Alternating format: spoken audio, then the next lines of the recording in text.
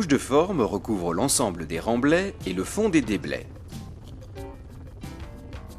C'est un ouvrage clé dont le niveau de qualité et de performance est très élevé.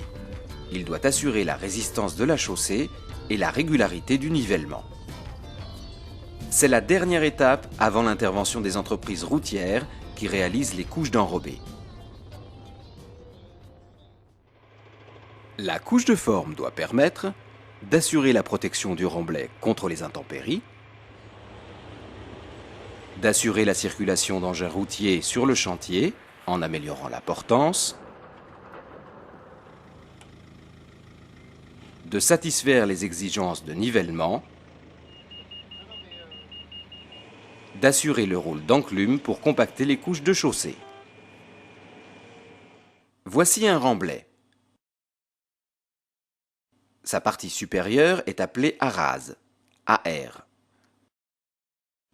La couche de forme est posée sur la rase. Sa partie supérieure s'appelle plateforme, PF. La chaussée est mise en œuvre sur la plateforme et comprend en général 3 couches, fondation, base et roulement. Le GTR classe les performances des arases en 4 classes correspondant à des valeurs minimum de portance. AR1 pour une portance de 20 MPa minimum, AR2 pour 50 MPa, AR3 pour 120 MPa et AR4 pour 200 MPa. Pour les performances des plateformes, 4 classes correspondant à des valeurs minimum de portance. PF1 pour 20 MPa, PF2 pour 50 MPa, PF3 pour 120 MPa et PF4 pour 200 MPa. Les classes d'arase et de plateforme sont précisées dans le marché. Elles vont conditionner les performances de la couche de forme. La couche de forme doit supporter les efforts imposés par le trafic routier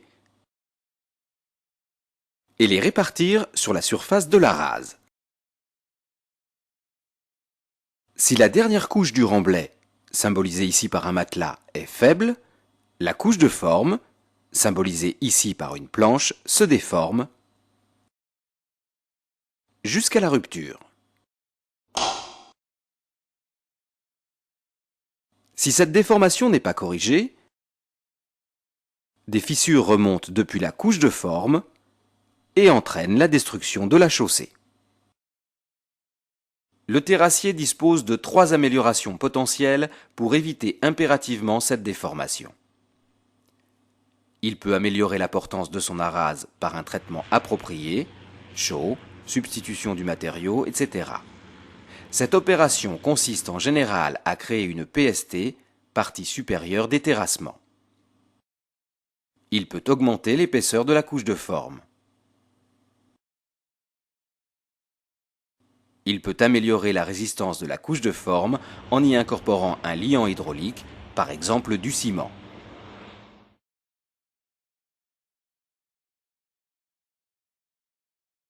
Connaissant les performances imposées par le marché, d'une part de la rase, ici AR2 égale 50 MPa, et d'autre part de la classe de plateforme, ici PF3 égale 120 MPa, l'entreprise doit arrêter les caractéristiques de la couche de forme. En fonction du matériau disponible, ici du A1 et du A2, l'entreprise s'appuie sur le GTR pour connaître ses conditions de mise en œuvre et les liants éventuels à y incorporer.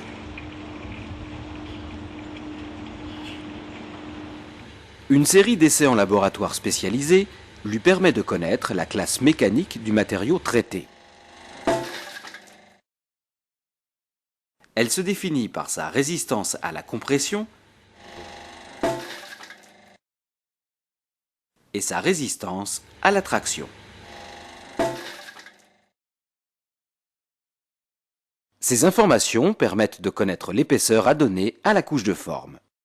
Ici, pour une classe mécanique 4, une arase AR2 et une plateforme PF3, l'épaisseur à donner à la couche de forme est de 30 cm.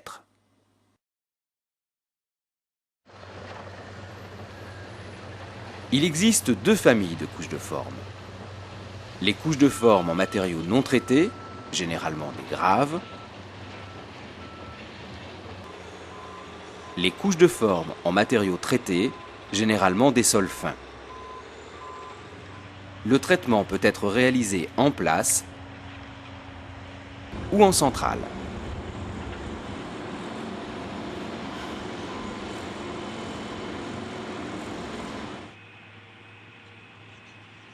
Quel que soit le type de couche de forme, l'un des critères essentiels est la maîtrise de l'épaisseur.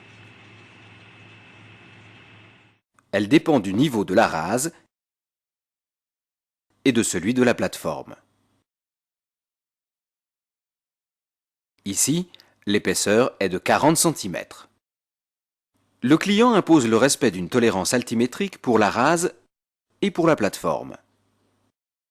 Ici, plus ou moins 3 cm pour la rase et plus ou moins 2 cm pour la plateforme. Si la rase se situe en partie haute de la tolérance et la plateforme en partie basse, l'épaisseur de la couche de forme, ici 35 cm, est réduite au minimum de sa résistance. Dans le cas inverse, si la rase se situe en partie basse de la tolérance et la plateforme en limite supérieure, l'épaisseur est de 45 cm. L'entreprise est pénalisée par la mise en œuvre de matériaux supplémentaires. La réception altimétrique de la rase est assurée par le géomètre. Le laboratoire contrôle les portances. La conformité de la rase étant établie, le maître d'œuvre peut lever le point d'arrêt et permettre la réalisation de la couche de forme.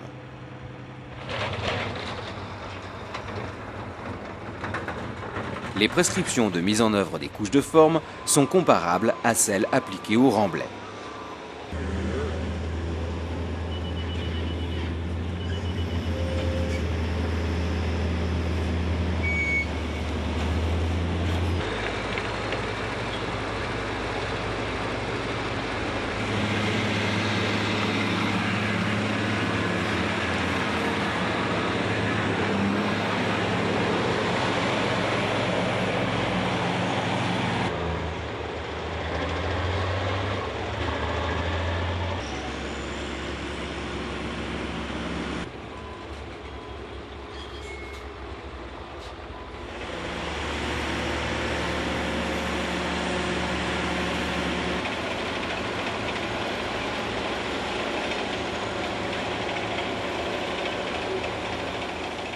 Néanmoins, des précautions supplémentaires sont à prendre. L'un des critères essentiels est la maîtrise de l'épaisseur.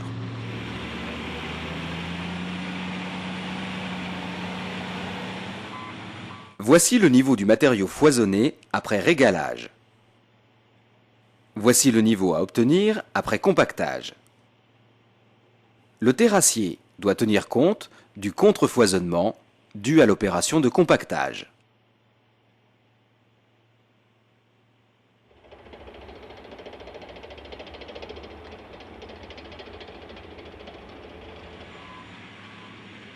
Voici le niveau après compactage et le niveau théorique de la plateforme. Le terrassier prévoit une surépaisseur qui permet le réglage à la raboteuse pour atteindre la cote définitive.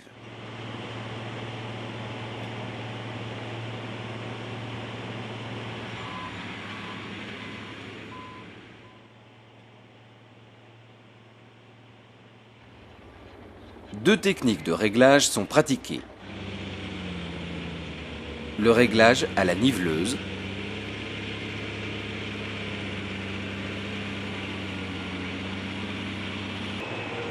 le réglage à la raboteuse, plus précis et garantissant de meilleurs rendements. Une raboteuse comprend un tambour, équipé de dents au carbure de tungstène, qui mord dans la surépaisseur compactée.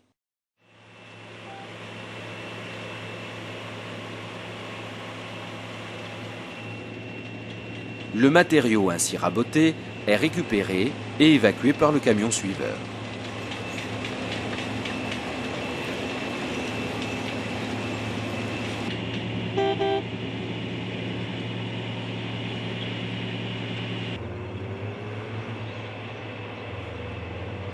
Le tambour est asservi à un système de vérin hydraulique pour maîtriser la hauteur de coupe.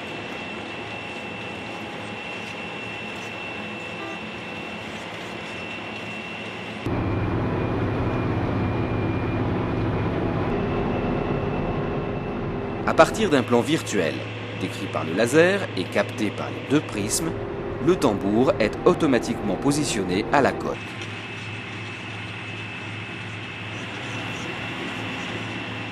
D'autres techniques sont possibles, telles que le fil, le GPS ou le théodolite automatique APS. Après réglage, la couche de forme est réceptionnée en nivellement et portance. Après réception, la plateforme est protégée par un enduit bitumineux gravillonné. Celui-ci isole la couche de forme des intempéries et permet le trafic du chantier. Le maître d'œuvre fait passer l'APL pour vérifier la qualité de l'uni de surface et valider la conformité de la couche de forme. À ce stade, le terrassier peut passer le relais à l'entreprise routière et se consacre à ses finitions de fin de chantier.